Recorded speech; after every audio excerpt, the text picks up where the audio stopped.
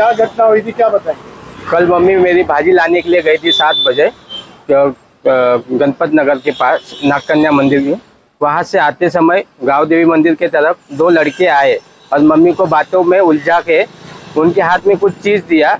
उसके बाद वो मम्मी को लेते हुए कृष्णा मैरिज हॉल मौर्या नगरी रोड से लेके गौरव ट्रांसपोर्ट तक लेके आए। वहाँ पे बिठाने के बाद मम्मी को कुछ मांगने लगे, जैसे कान का सोने का था उनके और एक वेल था, तो उनके कान का मांगने लगे और मम्मी से वो मांग के वो रुमाल में बांधते निकल गए। तो इसमें मम्मी का नुकसान हो गया है।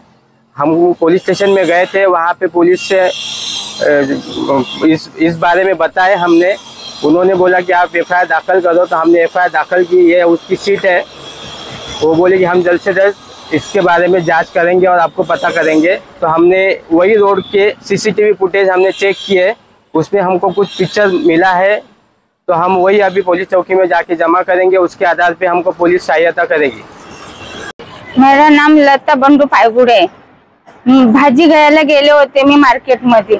भाजी घेऊन येताना गावदेवी मंदिर बशी माझ्या पाठीमागे 2 मुलं आले। आंटी आंटी आंटी करत करत मला तिथं पुढे घेऊन आले। कृष्णा हॉलच्या समोर आणलं, तिथं एका सीडीवर बसवलं। मला बोलले मावशी मला पैसे नाही केलं। तर मी तेवढ्यांना हटकून दिलं की ए नाही माझ्याकडे पैसे नाही। तिथून पुढे मला पुढे नेलं, अजून पुढे नेलं, तिथं बसवलं, सीडीवर बसवलं, पायरीवरती बसवलं। मला बोलले मावशी कानातलं द्या, पटकन कानातलं द्या। बोलले रुमाल दिला, रुमालात काढलं मी कानातलं, रुमालात ठेवलं, बांधलं त्यांनी, माझ्या पिशवीत दिलं, परत मलाच दिलं। ते बोलले हे तुमच्या जवळ ठेवा आंटी, म्हणून ठेवलं। आणि ते 2 मिनिटं पुढे गेले आणि मी अशी मागं फिरले आणि खोलून बघते तर त्याच्यात माती निघाली त्या रुमालामध्ये।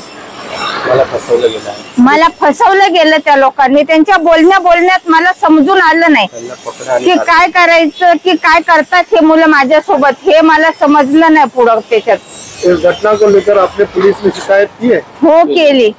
पुलिस ने क्या कहा? पुलिस आश्वासन दिलंय की आम्ही कारवाई करू म्हणून।